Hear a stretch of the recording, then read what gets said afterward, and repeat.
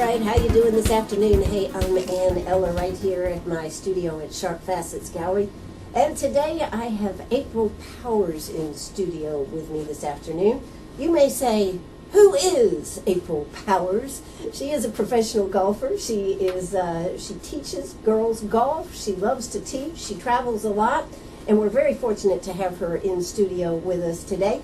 How you doing, April? I'm doing great. It's good to have you here. Thank you for having me. You're really short. Yeah, 6 feet tall. Yeah, right. I'll bet playing golf growing up, because I understand you played all growing up, I bet you gave the guys the run for their money all the time, being a tall girl like this. I most definitely did, and probably the worst thing that ever happened was when I went to the father-son tournament at my country club. Your father-son tournament, yes. Yeah, that So it was a little upsetting, a little disruptive to the field. To the field. You know, women's golf has certainly been something that has lagged behind, hasn't it? It has, but I see that it'll turn. I think the tide will turn, especially as they're changing the game of golf. The Tee It Forward program that they've come up with the PGA and the USGA, is definitely going to help improve that part with getting the women and the young people out playing more. And, courses are going to become more course-friendly, and the rates are going to get better and more access. Absolutely. Now, you were growing up playing golf, what time frame?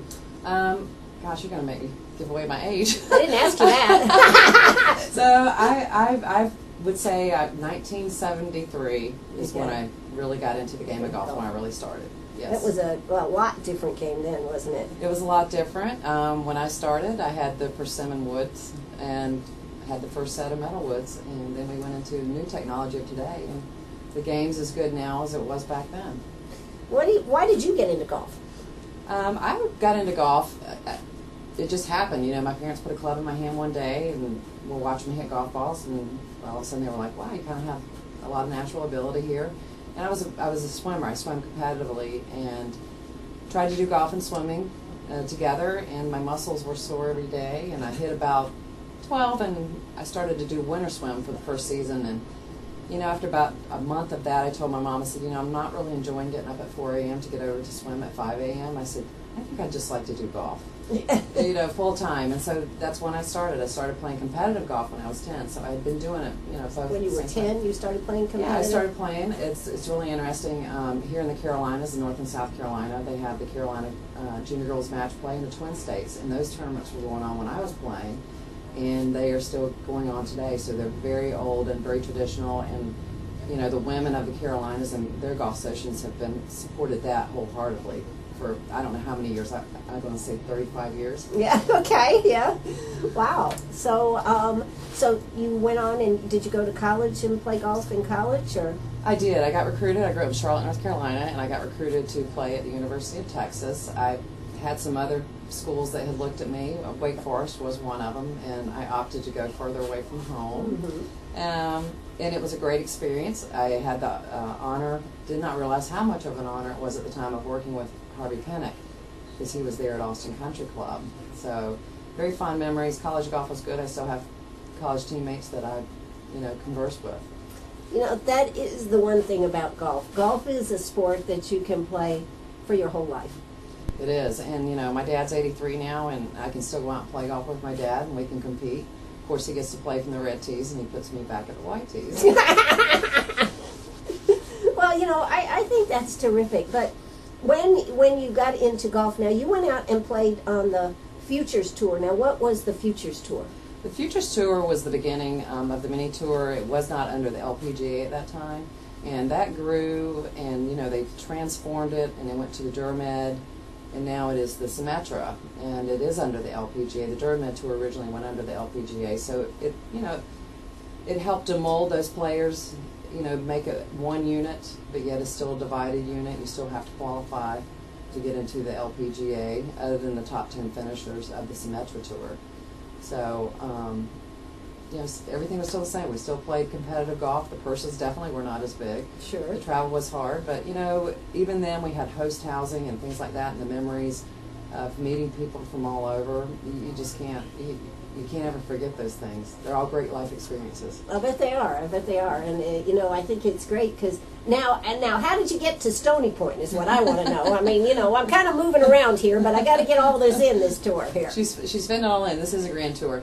I moved from Gainesville, Florida. My parents live here in Grand Harbor, and I felt like it was time for me to be near them. My dad, is getting up in age, and I wanted to spend some time with them, and quality time is really what I was looking for. And I knew there was a lake here, and we got a great buy, so to have a lake and a golf course right out my back door, it's like heaven.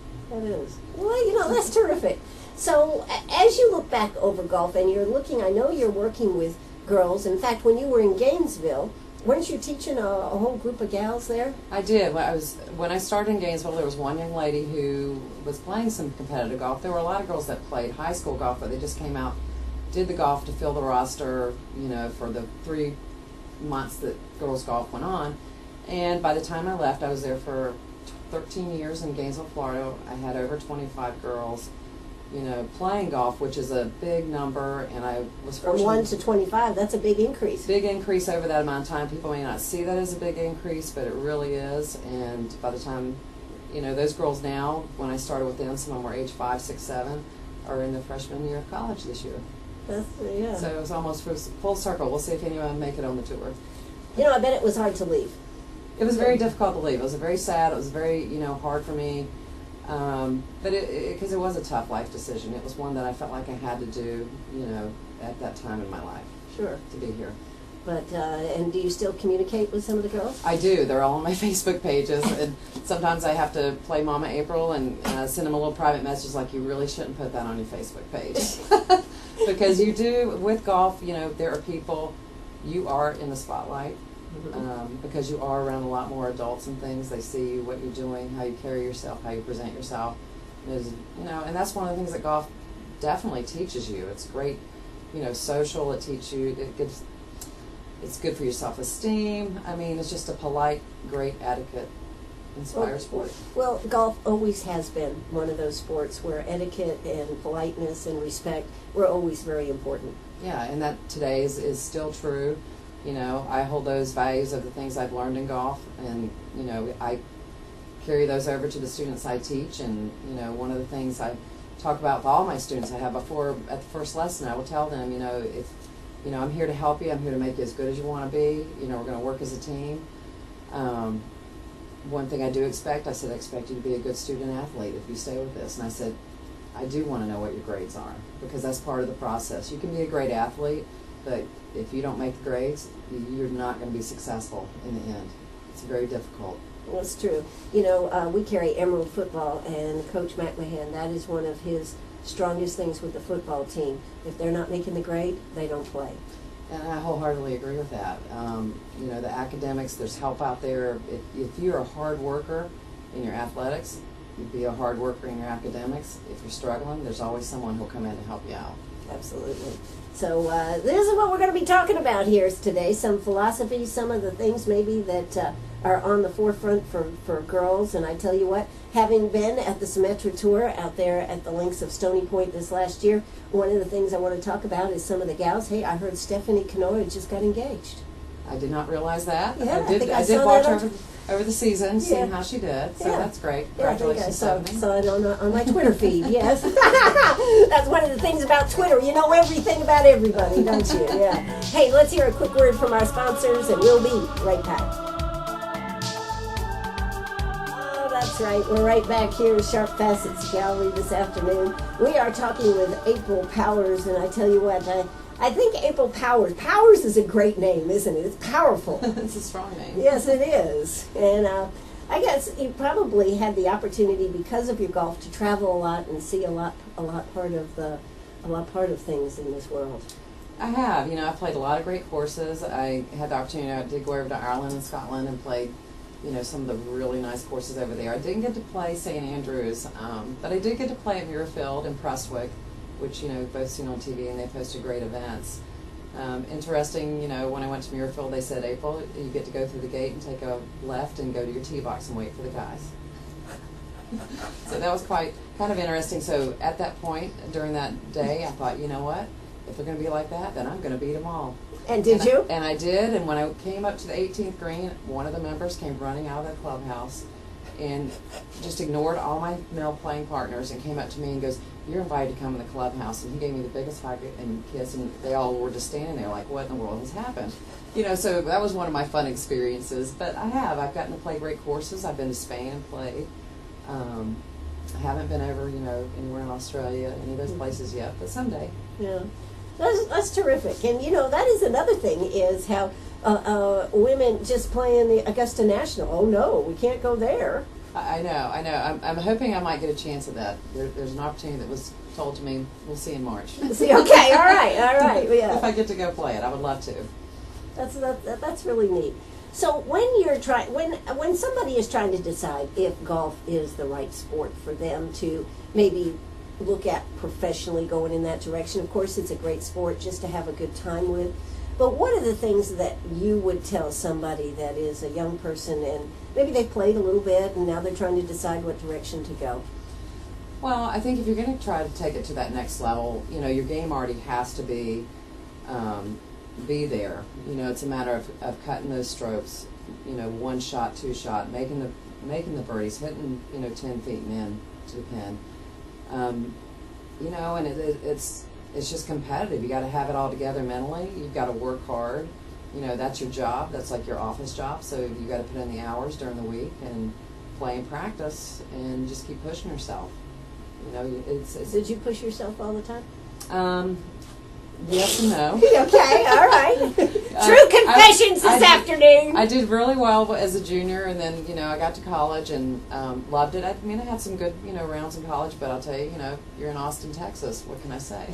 Party time. That's right. It's a dangerous city, but it was, it was good. Dangerous, fun city, right? Yes. So, I think if I had to do it over again, I probably would have made the choice of trying to go out and play professionally first.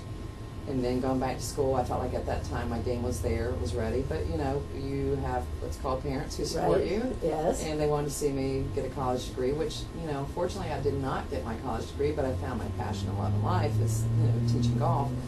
I don't know that college was the right choice for me. That's why I feel like I wish I had gone to play first. I felt like I was ready.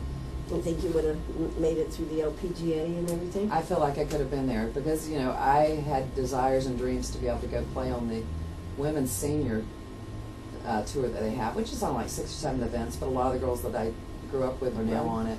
And I was getting so excited when I turned, it's going to age me again, 45, they were letting me qualify for it and go play it, and that's what I was going to do. And then like 1 year prior to me turning 45, they changed the rules. Now you have to be invited. Well, I didn't play anything because I was raising my kids, right? Working.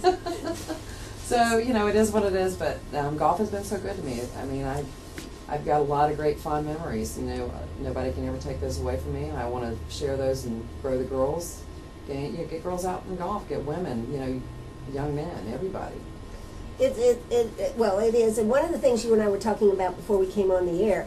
No, I won't tell him that, April. Don't worry. I mean, it's okay, April. Just sit down, April. It's okay. One of the things that we were talking about is that it is such a good thing to have on a resume. It is, for young women who play golf, it's an asset. All businesses love to have women out there represented when they're having their, corporate functions. A lot of the girls that I had trained, I got out of college, and actually one of them worked for a big insurance company, and she would come see me. I'd see her every Friday out on the golf course, and because it was a scramble, and I'm going, you're at work? This your work? And she goes, yeah, we're out playing in the fundraiser, the scramble. And I go, oh. I go, you playing every one? And she goes, I do. She goes, because I get hit from the red tees and my ball's always the longest off the tee. So, and I said, do you get paid all the time? She goes, sometimes I do, sometimes I don't. She goes, it's a really good gig. And she thanks me for helping her learn golf. That's great. Yeah. And she shares that with other young ladies too. It is a sport that really does need to be shared. Why do you think that, one of the big problems with women's golf as far as a sport that people look at, tennis has always been a big one for women. Mm-hmm. Why has golf lagged so far behind in the money part of it when you look at men's golf and women's golf? Why has it lagged so far behind? This has been a timeless question that has been asked. We've been asked this a lot, not just as instructors, but, for the tour players and whatnot. You know, I don't really have the true answer to that. There was always things that were said. You know, you had your Jan Stevensons. Women's golf was I talked to Jan growing. Stevens, Yeah, yes. growing at that time. You know, you saw that whole group with Lopez, Daniels. All of them came out, and you know, women's golf grew. There were a lot of girls playing. Over the course of probably the last, I don't know, probably 15 years, you know, it kind of slowed down. Mm-hmm. I don't know. You know, corporate sponsors, I think, are now starting to step up. They're seeing that there's some great marketing avenues. The girls, you know, they look great out there. They got their makeup, they got their hair.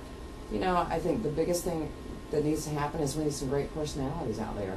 Where we had that with your Stevensons, your Lopez, you know, Nancy Lopez, you know, they had some fun out there. You know, that would probably be the next thing is let's just throw it out there and have a great time, girls. Go play and make some birdies. You know, I asked Jan Stevenson about the golf tub, the golf ball in the tub, being in the tub with the golf balls. I asked her if she was really in the tub with all those golf balls. She told me she was, and it was very uncomfortable. Yes. Why? Have you done that, April? No, I have not. Oh my, and I would not be doing that. Thank you. But she really did take golf to a new level at that time. She did, and you know, I see some of that.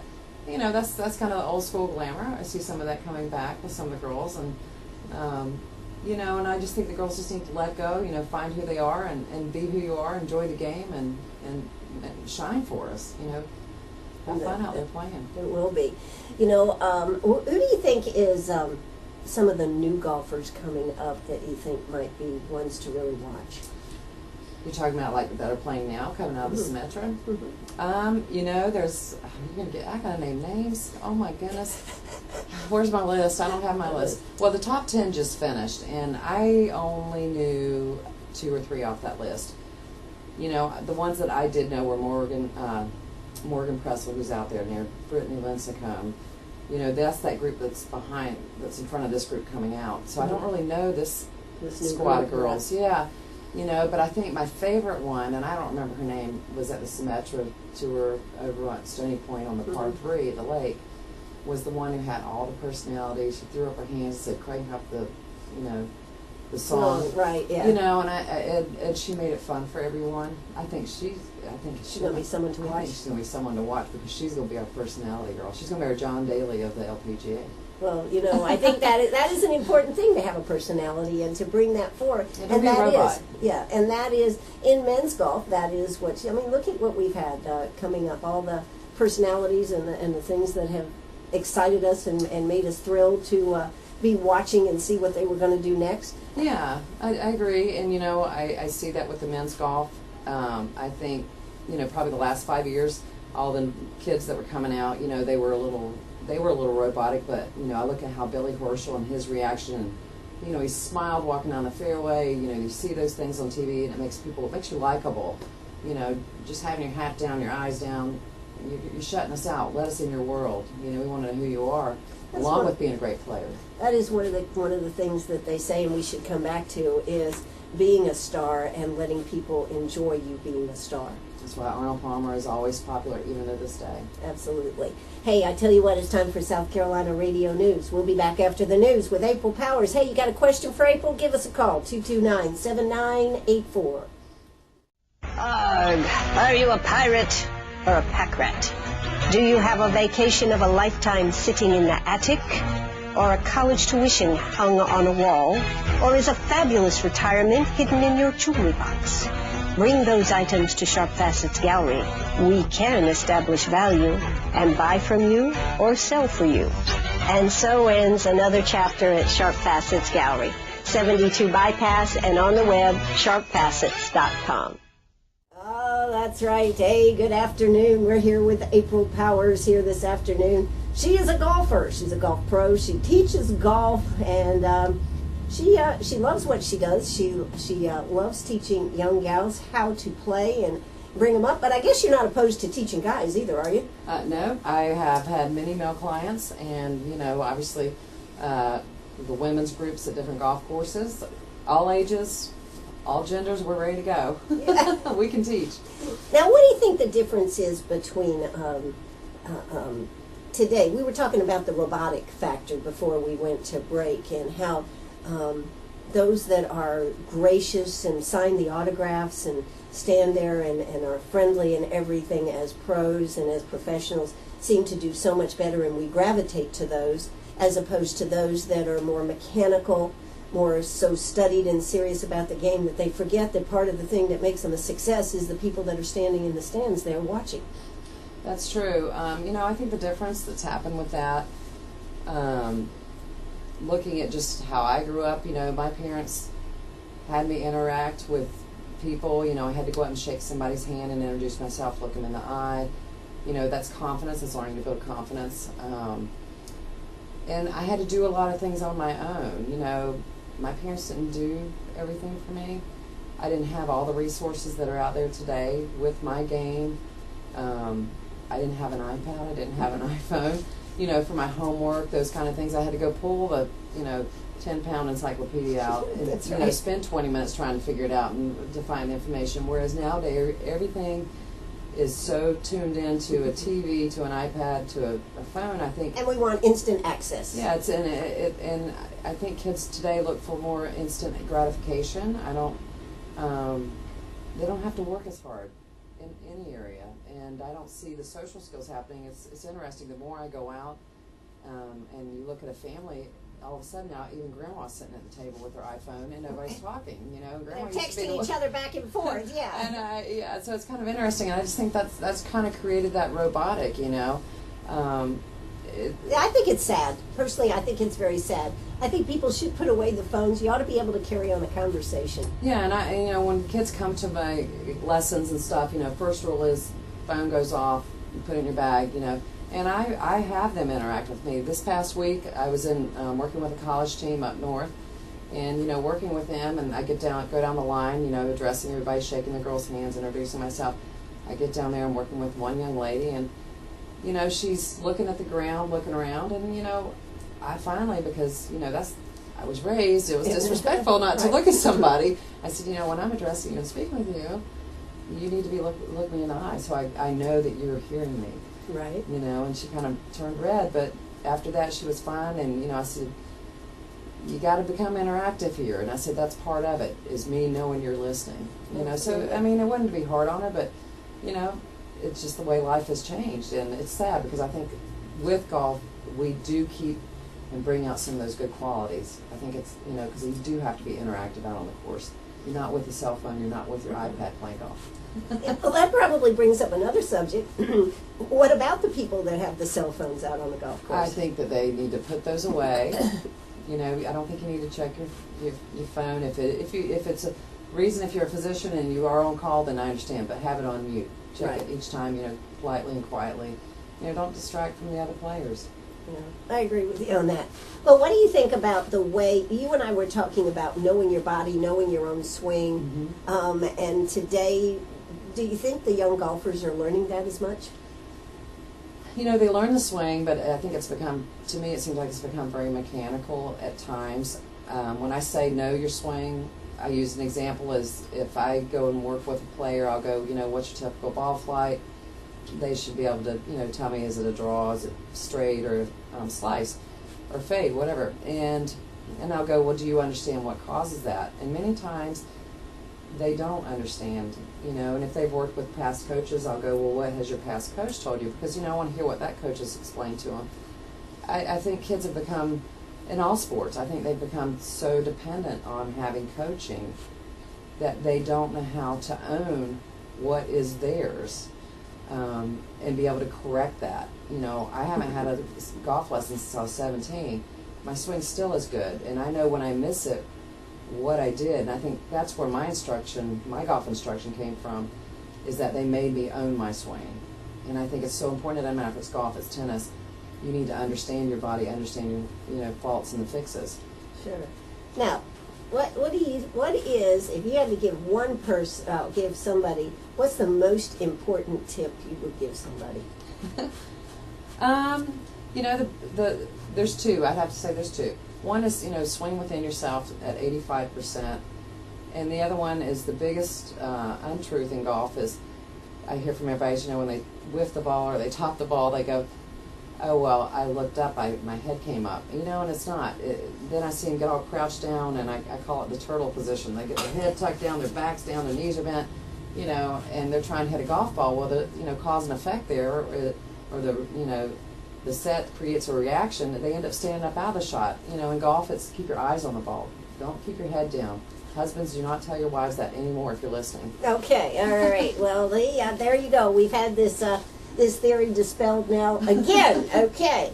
So we are here with April Powers this afternoon. When we come back, I want to talk a little bit about working on the tour, the Symetra Tour, what the Symetra Tour brings, and who knows what other things we'll get into. So you stay right with us. We'll be right back. Oh, that's right. We're right here at Sharp Facets Gallery. I'm sitting across from April Powers here this afternoon.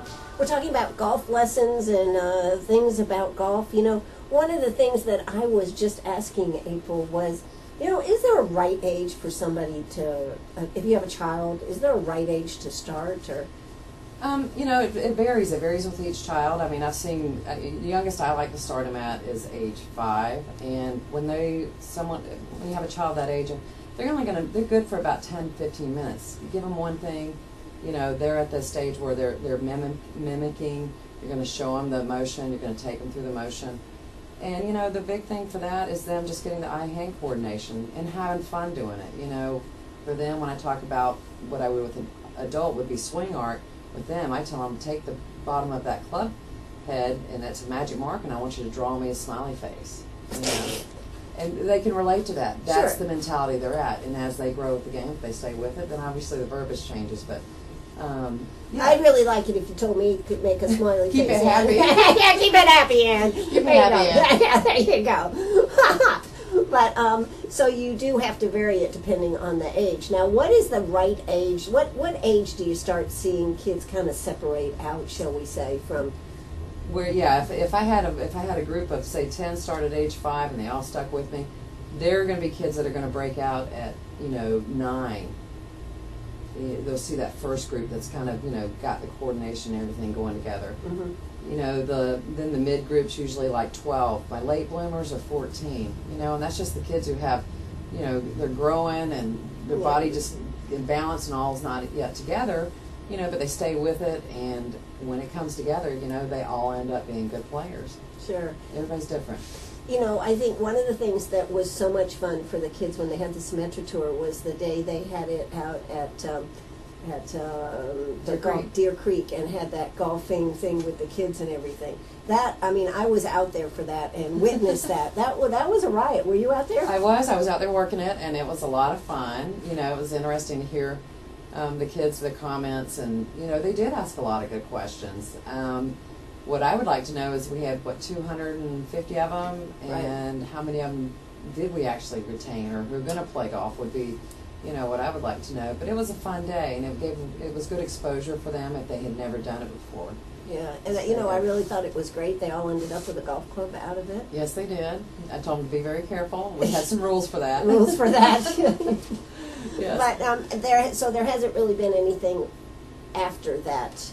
No, down out at Deer Creek, Tommy has some things that he does with juniors. I ended up doing a girls' golf rocks, which was about a week ago, and how was that? That was good. We had 20 girls who had signed up, and the ones who did not have clubs, I'd gotten the parents to give me their height so I could give them each a club. It's so important for them to start out with the right equipment.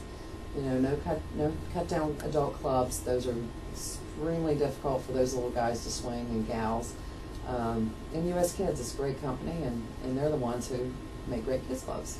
So out of that, now, was it the moms or the dads that brought the girls out there for the lesson? Well, what was interesting that day, Ann, is that all my lady volunteers who came to help me with the girls, we were standing there, and I was doing the introduction. One comes over after I kind of paused and goes, "Do you see who brought all the girls?" And I was like, "No, I hadn't really paid attention." She goes, "It's all dads."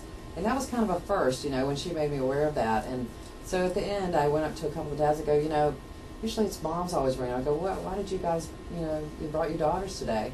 And they said, oh, we need a playing partner. We got to get somebody to help us get out on the golf course.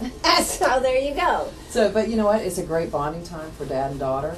And and I'm a testament to that. You know, I have my dad who's 83. I've been able to play golf with him for a long time, and it's a fun time for us. Absolutely. And, you know, it's time when you can really have some good conversations out there on the course. You can, you know, whereas it's funny because my dad's gotten older, you know, I've watched our whole lives obviously change and evolve. You know, it's kind of fun now that I can tell Dad what he's not quite doing right or wrong. You know, whereas before it was the other way around. He was telling you what you weren't doing right. We're going full circle here. Yeah, exactly. But now, what would you like to be able to do? I know you teach lessons and you travel and everything. What would you like to do? Well, I mean, my big thing is, you know, I've moved to Greenwood, and I know the Carolinas have, you know, strong competitive junior golf, but they also, you know, have some great tournaments that kids who are not yet at that competitive level that could get into it. I'd love to see the area grow, you know, get parents to realize that, introduce them to golf. You may find it's the sport for them. But it's so expensive. That's what everybody keeps telling me. Right, exactly. But, you know, I have to say, what I didn't say when I talked to Ann earlier was that I haven't ever raised my rates. In all the 25 years I've been teaching, Yes. I'm still the same rate as when I started. So I never went up with inflation. Okay, all right. Well, that's good. I feel like I'm affordable and I'm economical. You know, you get good value. You know, I'm the kind of instructor I'm not going to let you leave if you don't understand it, or we're going to come back to it, you know, again. It's near and dear to my heart that I want you to be successful with the game. Well, now, so you work out of Stony Point? I do. I work out of Stony Point. I'm available anytime. You know, my schedule is very flexible. If someone would like to get in touch with me, you can call my cell. Okay, what's that number? 352-672-3391. Okay. And if I don't answer, leave me a message and I will get back to you. Teach all ages, all abilities, beginner, intermediate, advanced. Got a couple advanced guys. I got them shooting under par out here in town. Wow. Do they say that you taught them? Yeah, they've told a couple of their friends, and I'm not quite understanding what you guys are scared of. Come take a lesson from me. A woman taught me how to do this. Yes, there you go. Hey, Yeah. they've taken money. You know, my two guys are doing great, and they're winning the money. Well, that's what it's, you know, that's part of it. But part of it is also just being able to get out in some fresh air. This is a great time of the year. Yeah. Yep, it's good exercise, you know, when you're out there. The walking, enjoying nature. We've got some great weather coming up with fall here. So everybody needs to get exposed to golf. Let's go. That's right. And, you know, some of the great tournament, and we play golf almost all year round here in South Carolina. Yes, yeah. The weather is conducive for that, you know, until it gets really, really cold. But if it's some, you know, 50 or above, these guys and gals, they're out playing. And, you know, I do lessons all winter long, and there are days where it is cold, and I've got on a couple of layers, but we're doing a golf lesson. Absolutely. Plus all the tournaments that there are. I mean, there's so many opportunities. I think tournaments are a great way to be able to play other golf courses. It is, and, you know, usually you can go sign up for any fundraiser, any event, any scramble at any club. You're not limited to that, so, you know, sometimes you need to take a look, and if there's a course you haven't played and you want to get to, you ask them what's the next scramble coming up, and get your name on the list to sign up for it, because you do get to go play some great places, and it's usually for a good cause. Absolutely, it is. Well, April, it has been so much fun to have you here, but we got to talk about a few more things before we let you go here. What on the Symetra Tour? Jim Medford, you know what he always says, go bigger or go home, you know, and last year he pulled off a phenomenal feat with the Symetra Tour. And next year, it's really right around the corner here. Yeah, it's going to be back again in like 7 months. Yeah, we'll be back to it again. You know, I think it'll be even better. All the bugs and little kinks will be worked out. It went overall exceptionally well. Sure did. You know, for a first-year event. Got great feedback. I heard from quite a few of the girls. They really enjoyed the event. Love the golf course. And I know a lot of the people that were the host families loved having the girls. They did. I've talked to so many of them, and here it is, 5 months later, and they're still talking about the week that the girls were there. They're ready to go again, you know. Yeah. And I have to say to those host families, I traveled as a junior golfer and on the Futures mini tour, and I always stay with host housing, and that was also a great life experience that doesn't get to happen as much anymore. And those girls, they do appreciate everything that's done for them. Yeah, and you know, I love seeing the little kids out there going up to the young golfers. And I remember on that Sunday, there was this one little girl, I don't know, she was 5, 6 years old. She had every part of her T-shirt, her hat, every time one of them came off, they had to sign it for her and get her picture taken with them, and they really adored it. Yeah. No, they do, and that's what those girls, that's part of what their responsibility is. You know, if you want to grow this game and you want to get some enthusiasm, you've got to take the time to, you know, see and speak to those fans. That they support you. Absolutely. And I think the other thing, though, that I thought was totally amazing, we saw one gal, she was from New York. We were out there at Stony Point. It was the Sunday before everything started. They drove up in a minivan. Mom was there. They were Oriental. And the girl jumped out of the car and got on the putting green. Just right then and there. Just, you know, and I said to the mom, I said, did y'all just arrive? Yes, she's out there practicing now. There's a lot of practicing and a lot of discipline. Yeah, there's discipline. There's the practicing. You know, quality practice, making practice count. Just don't get out there and just hit putts to be hitting them. They've got to have a purpose. You know, obviously it is to make them, but if you don't go through your whole routine and focus 100%, you're not giving it everything you got. Now, what do you think about the Greenwood golf, the girls' golf in the high schools? Have you been able to follow that very much? I have. You know, since I've been here, you know, we had Chelsea Couch who came out, went to South Carolina. You know, the ones that I know Anna Paramore. There's another young lady. I don't know her name. I have a couple of the girls that I work with. You know, the girls are good, but they're not yet. They're not to that level to be able to be recruited to play D1, you know, or D2 golf. There's more to it. You've got to push harder. You know, you've got to practice better. Those are the kind of things that I've done and worked with the players I had when I was in Gainesville. You know, I definitely push my players to be the best they can be. And obviously it takes them telling me how good they want to be, where do you want to be, you know, for us to work as a team. You know, that is the thing. Do you think girls dream of golf in that manner? I don't think they do, but I'll tell you what, now the mom and dads might not like it, but, you know, there's a lot of good-looking guys that play golf. Yeah, there are. You know, so that, you know, I would say those girls get out there and you know, moms and dads expose your daughters to the game. You know, I just did the Girls Golf Rock Clinic, and, you know, I have a whole family who's now come to me, who came to the clinic, and, you know, you've got one, the youngest daughter's extremely coordinated, the oldest one is, you know, she's so tall for her age and she's not coordinated, you know, but these girls were so excited, you know, after they left the clinic, the mom goes, would you guys like to do more with golf? And she said they about blew her ears out. So, you know, it's just getting them out there, getting them exposed to it. They're either going to love it or they're not going to like it. But, you know, it takes a lot of time and everybody together to make it happen. Absolutely. Well, you know, I want to tell you one funny story. A few years ago, they were doing a study on baseball. And they were testing all these kids and asking them who was playing baseball and everything coming back after the summer. And all these kids, they got all these tremendous numbers, and they thought, my God, why didn't we have these out at the Civic Center and all these type of things? You know where they were playing their baseball? On their iPads. Oh. Yeah. So to get outside and actually do something is a tremendous thing in today's world. And that's one of the things, you know, that's the energizing, that's exercise, it's, you know, getting the fresh air. You can't beat it. Absolutely. It's a great sport.